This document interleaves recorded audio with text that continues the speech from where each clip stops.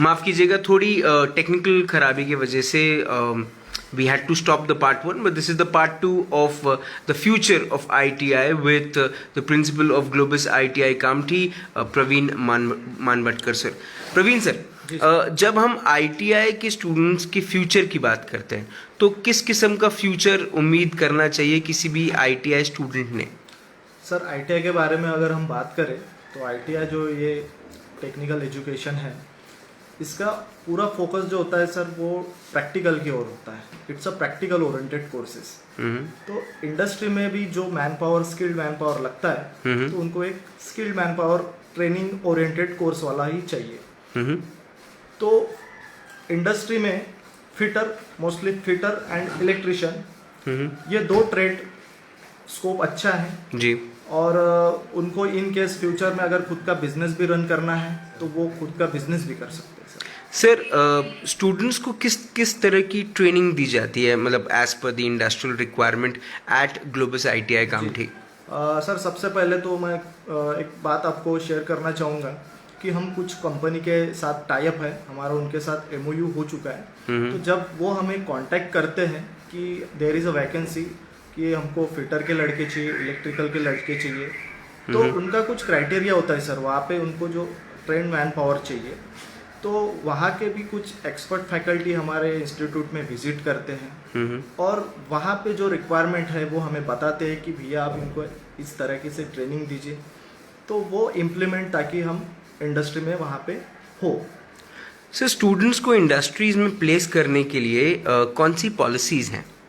जी, सबसे पहले तो हमने यहाँ पे आज से 5 साल पहले एक प्लेसमेंट सेल बनाया है. चार लोगों की कमेटी है, उसमें मैं भी खुद एक कमेटी मेंबर हूँ और मैं स्पेशली सर उस पर मेरा इन्वॉल्वमेंट ज़्यादा रहता है. तो जो भी बच्चे यहाँ से पास आउट हुए हैं तो उनके टच में हमारा प्लेसमेंट सेल होता है. उसको डे टू डे जो भी एक्टिविटीज़ है, कहीं पे ओपनिंग्स है, रिक्रूटमेंट है, अप्रेंटिसशिप से रिलेटेड, जॉब से रिलेटेड, तो सारी अपडेट्स उसे प्लेसमेंट सेल थ्रू मिल जाती है. सर, ग्लोबस ITI के स्टूडेंट्स के लिए और कौन सी एक्टिविटीज़ की जाती है? जी सर, देखिए ITI प्रैक्टिकल ओरिएंटेड कोर्स होने के कारण वो लड़के का जो शेड्यूल रहता है काफ़ी हेक्टिक एंड टाइट रहता है. तो एक हेल्दी, एक फ्री उसको एक एनवायरनमेंट मिलने के लिए हम अलग अलग तरह के यहाँ पे इवेंट्स ऑर्गेनाइज करते हैं. जैसे ब्लड डोनेशन कैंप हो गया जी, स्पोर्ट्स हो गया, स्पोर्ट्समैन क्रिकेट लेते हैं बेसिकली, उसके बाद में chess competition and last time हमने सर एक यूथ अगेंस्ट रेप, ये जो एक ऑर्गेनाइजेशन है, ये 3 लोगों का एक ग्रुप है सर. ये गुजरात से आए थे, यंगस्टर्स है सर सारे. तो इनका एक मैसेज उनको सोशली एक स्प्रेड करना था कि जो भी गलत एक्टिविटीज़ हो रही है तो उसके खिलाफ उन्होंने एक अपना ऑर्गेनाइजेशन बनाया था. और उनका हमने एक काफ़ी अच्छा एक सेमिनार कंडक्ट किया था और यूथ टू यूथ कैसे हम मोटिवेट कर सके, तो इसके ऊपर भी हमने काफ़ी अच्छा काम किया था सर. सर, फ्यूचर में स्कोप क्या है ITI के लिए? जी सर, फ्यूचर में स्कोप जो है वो 2 तरीके से हम उसको कह सकते हैं. एक तो अगर किसी इंडस्ट्री में उसको जॉब करना है तो वो जॉब कर सकता है. यहाँ पे मैं मेंशन करना चाहूँगा कि यहाँ से जितने भी पास आउट लड़के अभी तक हमारे हुए हैं, अच्छी कंपनीज पे वो प्लेस हुए sir. Just like Reliance power plant, अभी कुछ लड़के हमारे कतर दोहा में हैं, उसके बाद में NTPC मौदा, MSAB, साथ ही साथ कुछ गवर्नमेंट सेक्टर में, रेलवेज में भी अच्छा काम कर रहे हैं सर. तो ये काफ़ी एक फ्यूचर है उनके लिए प्राइवेट सेक्टर और गवर्नमेंट में, अगर साथ ही साथ में वो खुद का अपना बिजनेस भी कर सकता है सर. सर, EDP वहाँ पर एक इम्पॉर्टेंट रोल प्ले करता है. एंटरप्रेन्योरशिप डेवलपमेंट प्रोग्राम जी, प्रधानमंत्री कौशल्य विकास योजना, ये एक योजना थी सर. लास्ट टाइम हमारे 2 इंस्ट्रक्टर जो हमारे टीचिंग फैकल्टी है वो वहाँ पे एनरोल्ड हुए थे. उनको ट्रेनिंग दी गई थी कि हम ITI स्टूडेंट को किस तरीके से बिजनेस की तरफ मोटिवेट कर सके, राइट. तो वो कोर्स करने के बाद में अराउंड वो 6 मंथ का वो कोर्स था सर, जो हमारे टीचिंग फैकल्टी ने वहाँ पे किया था और उनको एक सर्टिफिकेट रिवॉर्ड दिया गया वहाँ पे. तो फिर उसके बाद में हमने यहाँ पे भी EDP प्रोग्राम सेल एक इस्टेब्लिश किया है. इसके अंतर्गत जो लड़का खुद का बिजनेस करना चाहता है उसे हमारे जो भी टीचिंग फैकल्टी है उसको गाइडेंस और मोटिवेट करते हैं. तो ये सारी चीज़ें सर उसमें। सर जब हम इम्पैक्टफुल एजुकेशन प्रोसेस की बात करते हैं जी तो कौन से तरीके आप अपनाते हैं एट ग्लोबस आईटीआई? जी सर लीड से हटकर आपको पता ही अभी एजुकेशन सिस्टम जो ट्रेडिशनली चलता आ रहा है कि बुक्स से ही उसको पढ़ना है, जो भी है थ्योरी बुक से ही पढ़ना है। जी। तो इससे हटके हमने उनके लिए ऑडियो विजुअल प्रोजेक्टर पे उनको उनसे ही उनके ही ट्रेड से रिलेटेड जो भी ट्रेनिंग प्रोग्राम्स है तो सिलेबस में जो रिवाइज सिलेबस में जो भी नया नया इम्प्लीमेंटेशन हुआ है जी। तो उसकी सारी ट्रेनिंग की जो वीडियोस है सर उनको प्रोजेक्टर पे दिखाते हैं ताकि उसका यूजुअली इम्पैक्ट उस पर अलग ही होता है सर, ये तो जी। आप भी मानोगे जी। क्योंकि विजुअली हम जो देखते हैं उसका असर कुछ अलग ही होता है। जी। तो ये हो गया। दूसरी बात सर भारत स्किल गवर्नमेंट की एक वेबसाइट है सर स्पेशली आईटीआई के लिए, तो वहाँ पे भी कुछ वीडियोस जो है वो बेसिकली डिजाइन किया है डीजीटी ने। तो वहाँ पे उनकी ट्रेनिंग से रिलेटेड चाहे वो इलेक्ट्रिशियन रहो या फिर फिटर रहो, उनके लिए वो वहाँ पे सिलेबस ऑडियो वीडियो में डिजाइन किया गया है, तो हम वहाँ से भी उनको ट्रेनिंग देते हैं सर। सर जब हम चेतन रंगारी सर के बारे में बात करें, what is your view about the director Chetan Rangari sir of Globus ITI? जी हमारे जो डायरेक्टर सर है Chetan Rangari sir, young personality है, डायनामिक पर्सनालिटी है and very inspirational man, very inspiring. जी जी सर।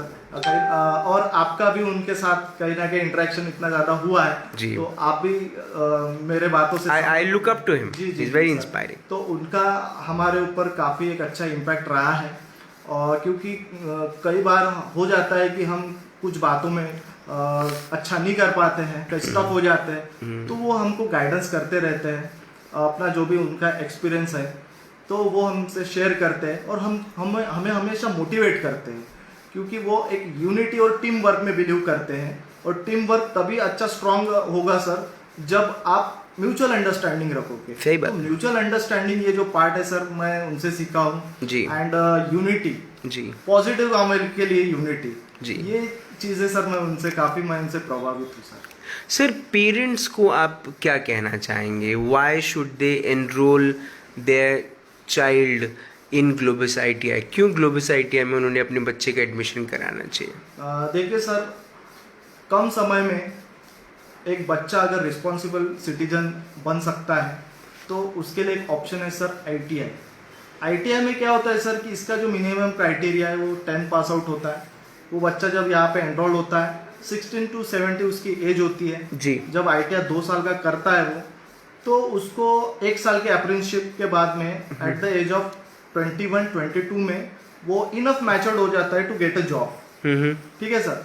तो ये सबसे आसान तरीका है जल्द से जल्द रिस्पॉन्सिबिलिटी लेने का और अपने पेरेंट्स को लुक आफ्टर करने का। जी। तो ये बहुत अच्छी अपॉर्चुनिटी है। तो मैं पेरेंट्स को भी यही कहना चाहूँगा कि आप लड़कों को थोड़ा इस टेक्निकल एजुकेशन के बारे में मोटिवेट करिए और आप भी इंस्टीट्यूट में आके हमसे मिलिए, हम आपको उसका इम्पोर्टेंस बताएंगे और उसी तरीके से वो चीज़ें उसके लिए वर्कआउट होंगी और स्टूडेंट का फ्यूचर ब्राइट रहेगा।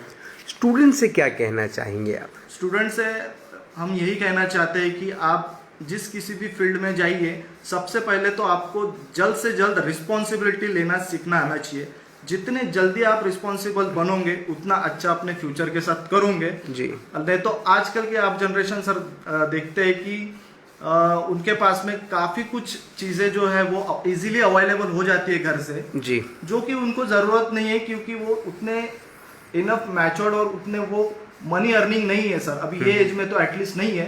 तो ये बहुत जल्दी चीज़ें अवेलेबल हो जाने के वजह से कहीं ना कहीं वो भी अपने रिस्पॉन्सिबिलिटी से हटते जा रहे हैं। तो एक जनरेशन जो है एक गलत ट्रैक पे जाने के इसमें है, तो इसमें पेरेंट्स का बहुत बड़ा रोल है कि वो जल्द से जल्द उस चीज़ को लगा पाए उस पर।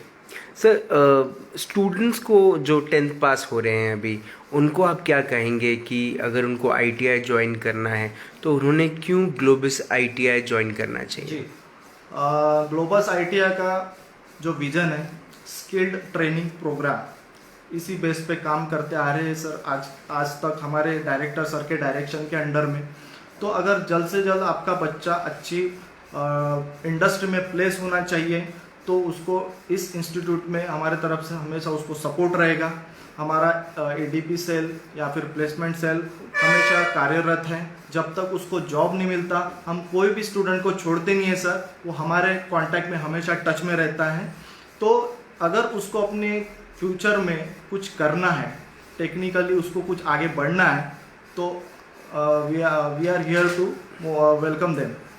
सर आपने अपना वक्त दिया, आपने ग्लोबस आईटीआई एवं the future of ITI students के बारे में बड़ी अच्छी बात करी, बहुत अच्छी इन्फॉर्मेशन दी, उसके लिए बहुत बहुत धन्यवाद sir. Thank you sir very much.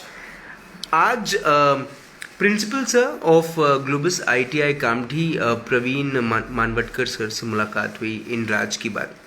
एक बड़ी इम्पॉर्टेंट बात उन्होंने कही कि अगर आपको स्किलफुल बनना है तो आपको ग्लोबस आईटीआई आना है। अगर आप स्किलफुल नहीं बनना चाहते, लाइफ में सिर्फ ड्रामाबाजी करना चाहते हैं, तो और भी इंस्टीट्यूट्स हैं। लेकिन अगर आपको पढ़ना है और आपको कुछ बनना है तो ग्लोबस आईटीआई दोनों हाथ फैलाए आपका स्वागत करता है। ये आईटीआई के स्टूडेंट्स के लिए है। लेकिन जिनके हाथ में आईटीआई का फ्यूचर है वो सिर्फ बच्चे नहीं हैं, वो मुझे ऐसा लगता है कि पूरा का पूरा वो डिपार्टमेंट है जो आईटीआई को प्रमोट करता है, आईटीआई के स्किल को प्रमोट करता है। अब ये कह देना कि ये मेरी मन की बात है, ये सिर्फ मन की बात कब तक कहते रहेंगे? सुनना भी तो पड़ेगा ना, और सुनने के लिए पहले सुनाना पड़ेगा। किसको? उनको जो बड़े बड़े अफसर हैं, जो बड़े बड़े अधिकारी हैं, जो बड़े बड़े ऑफिस में बैठकर अपने आप को डायरेक्टर और प्रिंसिपल बोलते हैं। मैं उनकी बात कर रहा हूँ जो गवर्नमेंट के आईटीआई डिपार्टमेंट के लोग हैं। अगर आप चाहते हैं कि आईटीआई के बच्चे आगे बढ़ें तो आपको उनको प्लेटफॉर्म्स देने पड़ेंगे, आपको कॉलेजेस को सपोर्ट करना पड़ेगा, आपको इंस्टीट्यूट को सपोर्ट करना पड़ेगा। क्योंकि फैक्ट्रीज तो लग जाएंगी, इंडस्ट्रीज तो लग जाएंगी, काम करने वाले अगर इलेक्ट्रिशियन नहीं रहेंगे, फिटर नहीं रहेंगे, इंडस्ट्रियल में काम करने वाले लोग नहीं रहेंगे, तो आप इंडिया को 10 ट्रिलियन इकोनॉमी तक कहाँ कैसे पहुँचाएंगे? सिर्फ जुमलों में नहीं साहब, आपको करना होगा कुछ। कल शाम को 7 बजे होगी मुलाकात इन राज की बात। तब तक आप अपना ध्यान रखें, सुरक्षित रहें, स्वच्छ रहें, स्वस्थ रहें, मस्त रहें, खुश रहें। प्लीज आईटीआई के डिपार्टमेंट के लोग जागें और आईटीआई को आगे लेकर जाएं, क्योंकि युवा तैयार हैं, अब युवा को प्लेटफॉर्म चाहिए। एंड अबव ऑल जिंदा रहें। जय हिंद,